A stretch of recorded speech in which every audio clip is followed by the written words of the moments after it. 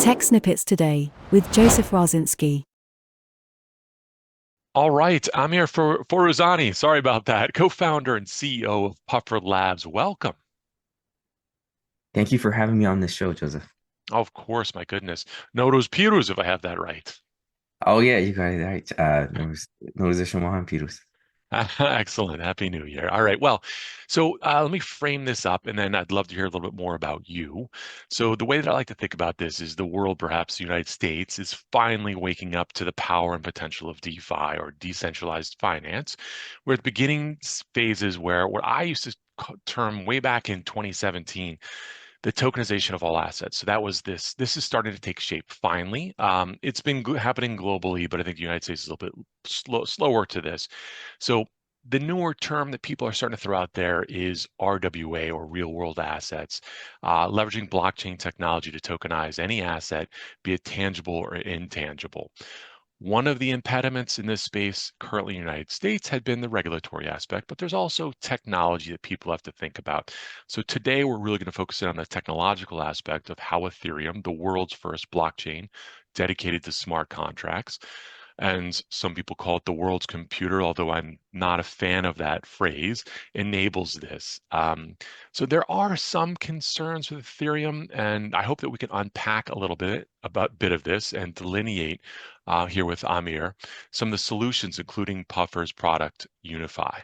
All right, so Amir, let's get into first and foremost. I'd really like to understand what motivated people to where they are right now, what they're working on, all of those fun things. So can you give us a little bit of understanding about your background and what led you to co-founding Puffer Finance, Puffer Of Labs? course. Yeah, thank you so much for all these great questions. I think they are all how to put it very hot topics these days in the realm of crypto and some might call it Web3 as well. And I'm always excited to talk about all these up-to-date things and how they relate to us as well, of course.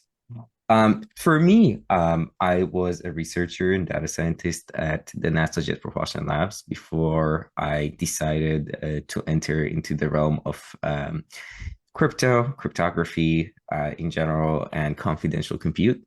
Um, I over there, I was focusing on more of a general, like cutting edge research around infrastructure, around how to adopt AI actually into the new infrastructure and upgrading the entire infrastructure of uh, uh, space systems.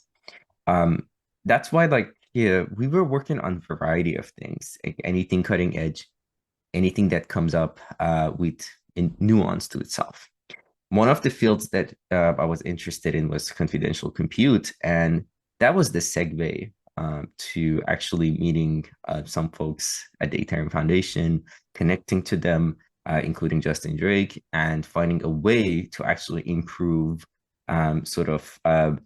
using the verifiable and confidential compute, improve the systems on the staking within Ethereum itself. That's how Puffer really started. We got the idea of like creating this anti-slashing mechanism using that infrastructure and introduce it to smaller stakers so they can have a safer staking operations. That was the segue to getting the idea entirely behind what Puffer is today, which I can give a quick breakdown of what Puffer is today. Puffer, like from its core, that it started on focus on infrastructure of securing DeFi applications, it's still following that. One of and it's have today it has three offerings really that are interconnected with each other. One offering is like the operation of like fully permissionless validators on Ethereum um, in a more efficient manner. You can put 2 ETH down and become an Ethereum validator. I will not jump into like details of how we made that enabled, but it's like one of the very few or the only permissionless restaking as well. And as you might know, restaking provides a slightly higher yield to validators and stakers as well. Of course, given a little bit of a risk overhead. Um, Powered by that infrastructure, we decided to also launch this new rollup architecture that is utilizes the based validator sets. It's called based rollups, which is sequenced by the validators of Ethereum. And of course, this fast transaction scheme, which is the pre-confirmation that powers it to get it fast. So it really is try to solve for the yield as well as fragmentation and speed that are some of the pain points within Ethereum that have been raised for a few years.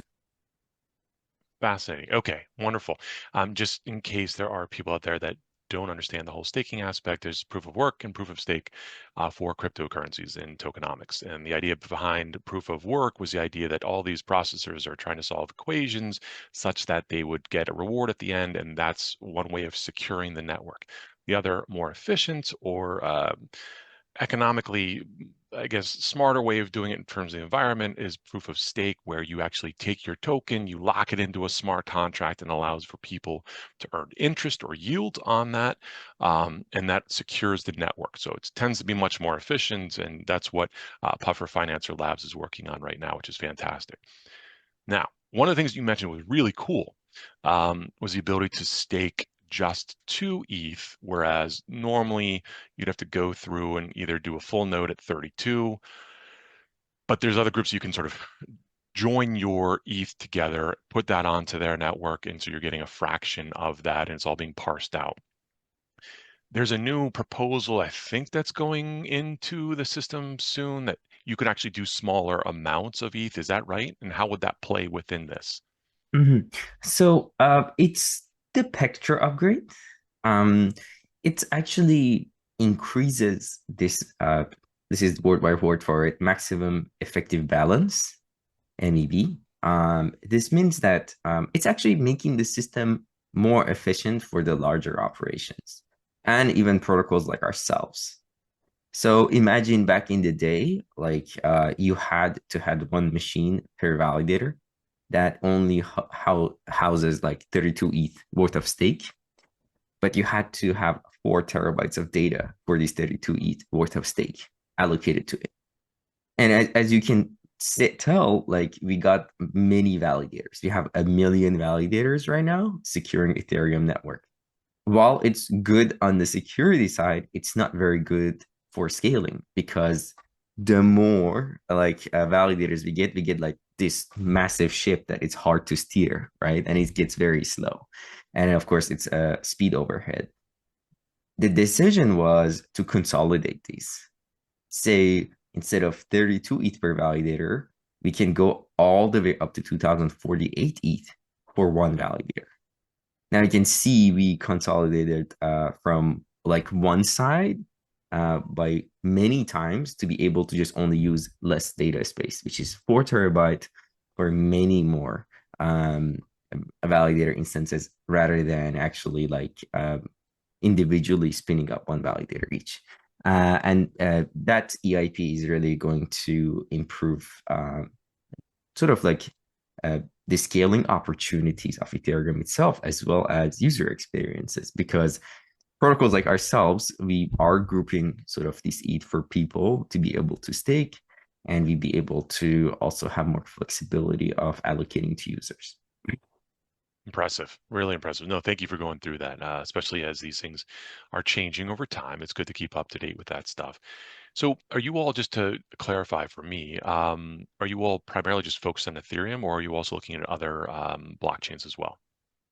And currently, our main interest and development is around Ethereum and EVM compatible chains.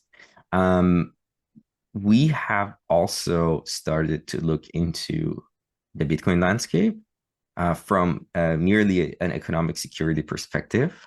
If we can use the BTC to sort of like secure the other networks, as you might know, like one of the networks called Babylon enabled BTC staking recently.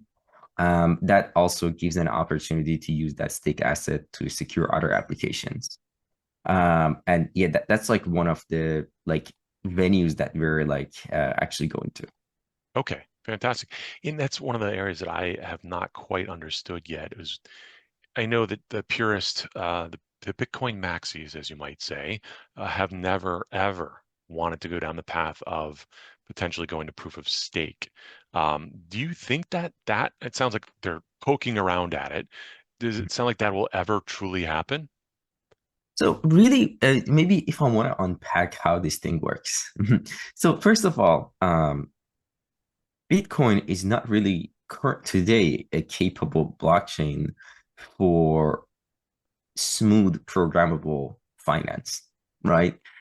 We have smart contract on Ethereum. We can do many things with them, right? We can recreate the entire financial ecosystem of the world on top of Ethereum today. Bitcoin, however, it's hard to do so. That's why protocols like Babylon and others, they are leveraging other blockchain architectures to take advantage of the existing Bitcoin. So, for example, they take advantage of Cosmos ecosystem to be able to achieve this. So, really, they're not stepping into the Bitcoin itself. So, the Bitcoin purists can feel safe.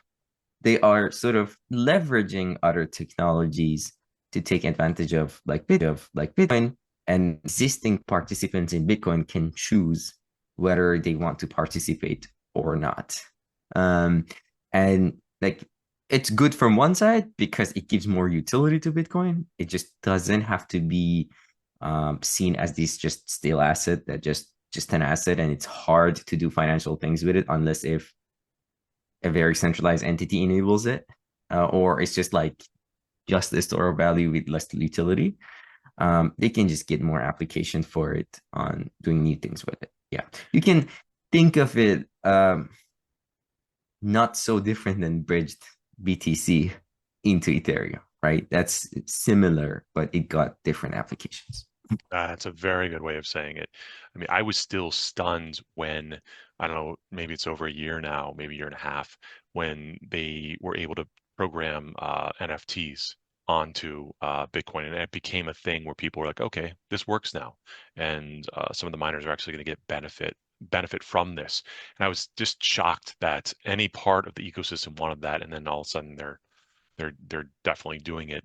And then the most recent conversation around Bitcoin was the idea that they'd have to do a significant fork to be able to get to the point where they had true smart contracts like you would have with, I don't know, Ethereum, Solana, Avalanche, Near, or any of the other ones that are out there. So no, thank you for walking through that. Okay, so back to the real focus, which is Ethereum. One of the things that I grapple with around Ethereum, which is still I've been following since almost day one. I would say 6 months before after it launched, I was aware of it and tracked it, researched it, and all that fun stuff. Um, they move towards the L2s, right? So we have these layer twos, which are sit away from the primary, and they are basically much faster, more transactions, and cheaper.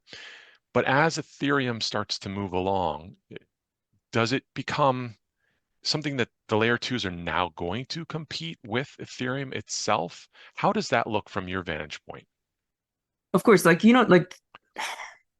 there's like really two ways to explain this. Um, I oftentimes avoid to like really take a very biased take. As you might know, like of course, like we are working primarily on Ethereum, but also being like sort of like adopting a critical view of this landscape as well. It might be beneficial for us. Like we can't always say everything's perfect, everything's fine, and let's just move ahead with things, right? So there is like maybe the first aspect of things, maybe go a little bit through the history, and then we will come back to it, see what's happening today. And specifically, I think like you just mentioned layer twos as the only problem, the only issue of Ethereum, which I sort of like tend to disagree because it sort of like sometimes becomes simpler to just have one problem rather than a variety of problems to focus on. Um, Rollups. What was the philosophy? What was the idea behind rollups? Um, I think like historically there were ideas like plasma. They were even an initial idea of like pre-confirmations that started, but finally as a way of being able to provide cheaper and faster transactions with slightly more trust assumption on a blockchain became the rollups, the L2s. And to keep it simple, what is a rollup? A rollup means really like rolling up a bunch of transactions and processing them all at once for way cheaper price. Pay the price of 10,000 transactions for the price of one. And this was the initial idea that started it all.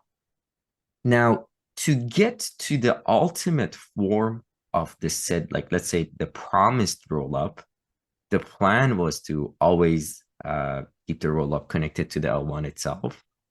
So users get like a smooth experience. They can have this option that applications provide cheaper transactions, of course, at the cost of trust. I keep mentioning this because, of course, it has a centralized sequencer instead of the entire validator set that works based on consensus processing your transactions. Now you have to rely on computer to rely your transactions. So this is history. Now let's jump into like right now. Like what did we sort of what situation are we in? I believe a lot of people measure the value of ETH and Ethereum based on the value of revenue it generates. Everyone has been sort of like focusing, like laser focused on that. So I'm kind of taking two sides right now.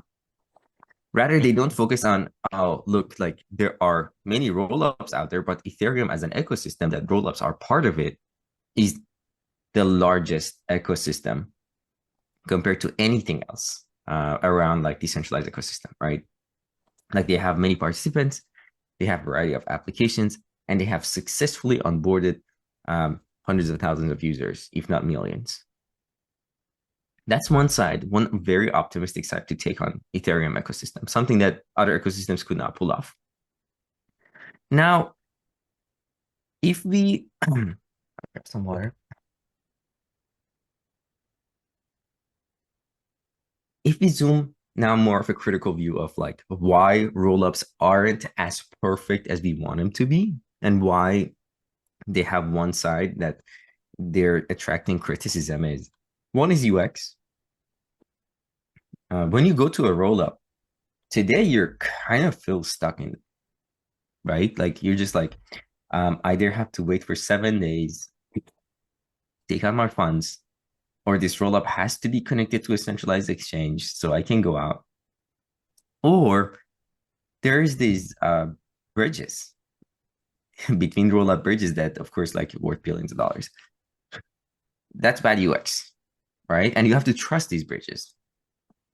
Another thing is, of course, like criticism is around that revenue. If you really put value on how much revenue Ethereum generates, a big portion of sort of these priority fees, MEF fees, have flown to the L2s.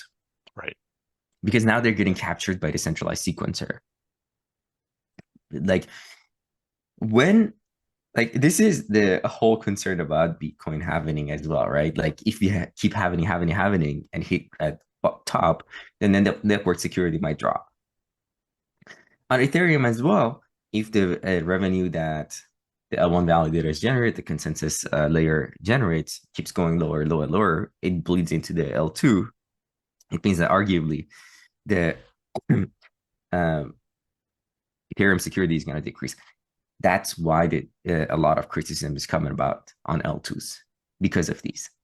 And that's why, like, also a lot of people are saying that, hey, we should scale Ethereum L1 as itself, so we reduce reliability on these many L2s. So there are many applications that simply Ethereum L1 is too slow for today. So and what do you think? These are like Go a ahead. combination of things. Please go ahead. I'm sorry.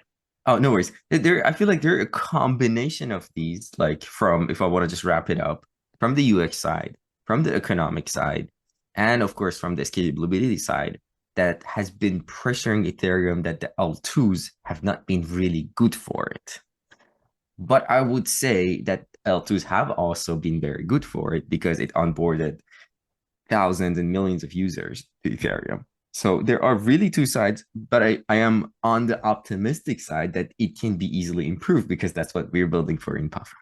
Very cool. Okay. No, that makes sense. And there are some issues in there that people are trying to weigh as they pick this versus I'm seeing more and more organizations look at Solana, but then they may shy away from that because of the meme coin frenzy that happened there. It was almost too easy for people to jump on this network and then sort of wreak havoc in some ways.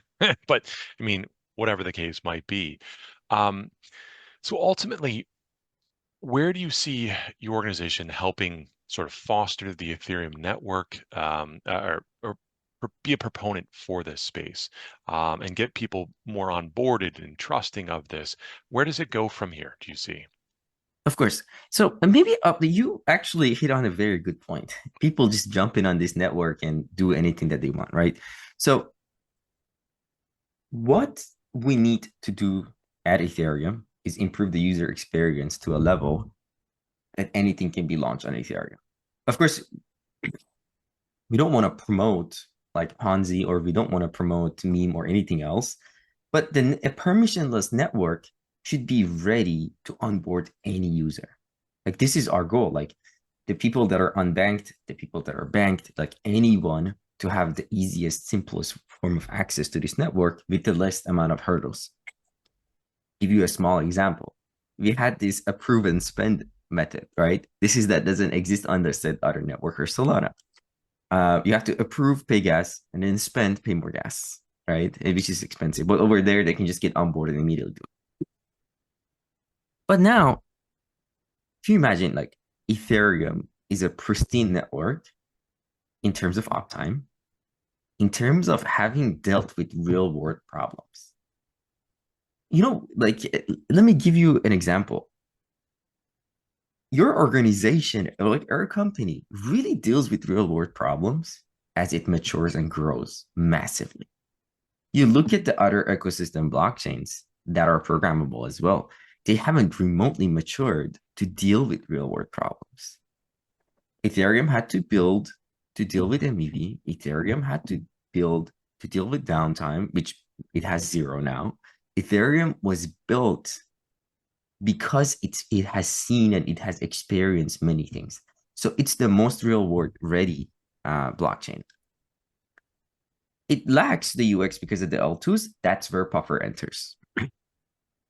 We are now like not only built a platform that makes it easier for people to run validators and get an easy and accessible yield, but now we're working on this concept that was proposed initially by Justin Drake back in 2023, which is based rollups and base sequencing. The idea is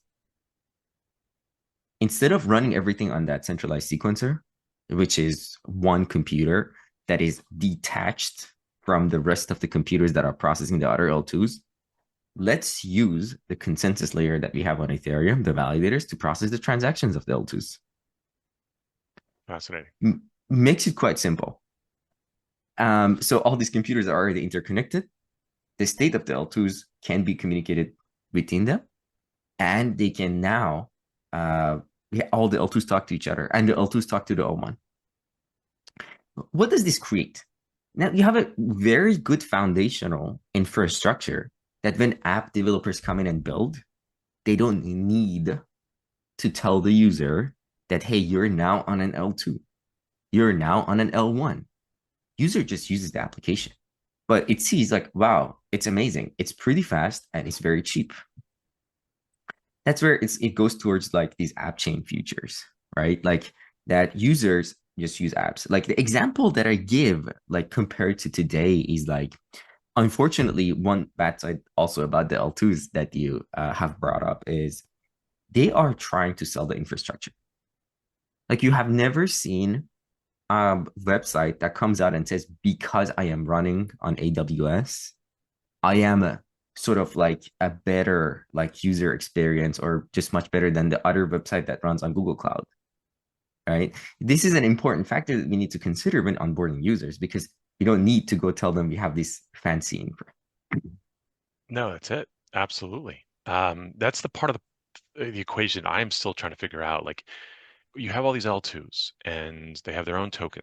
And yet maybe you're using a little bit of Ethereum or you're using Polygon or whatever, Arbitrum, whatever the case is. it makes it more challenging to overall be in that ecosystem when you can go over to Solana and it's like, all right, I can do whatever I want over here, and the applications are made or so quickly, and then you're just using one singular token throughout the entire thing. And I'd hope that at some point in time we can move in that direction, but it seems like you guys are helping facilitate that, which is really important. All right. Well, is there anything else that you wanted to mention? Yeah, I think like one other thing that we're also like working on is, of course, on the speed side of things. We there's this concept of pre-confirmations that, of course, was offered by centralized sequencers or even other networks. And it's a simple concept. It's a promise of including your transaction in the network much ahead of your transaction going through the network. And we are going to launch it in our ecosystem. So this completes the UX improvement, sort of like triangle, to be able to provide users with the best experience, as well as developers. So developers do not have to go through a lot of headaches that they're going through. Better developer experience means better UX, and ultimately we can give a more comfortable UX to all. And you mentioned real world assets. You dove into those as well. I want to like also speak about that. Of course, as you know, like Puffer is backed by some of these very big institutions within the US, including Franklin Templeton's and Fidelity funds like F Prime, and we're like continuously in chat with them on how we can like offer solutions for them. And one of the very fascinating solutions that the base rollups bring to these institutions that want to have their own real world assets, for example, if they want to list their own any real world asset like fund tokens or pre-fund tokens or things of that sort, they can have their custom execution environments on Ethereum. Why do I say on Ethereum? And it's so important to be on Ethereum because Ethereum is the most secure with zero downtime network. With these base rollups that we're developing, they can have their own custom L2, custom chain, or custom execution environment, whichever word that they're more comfortable with, that they get to decide how things are interacted with.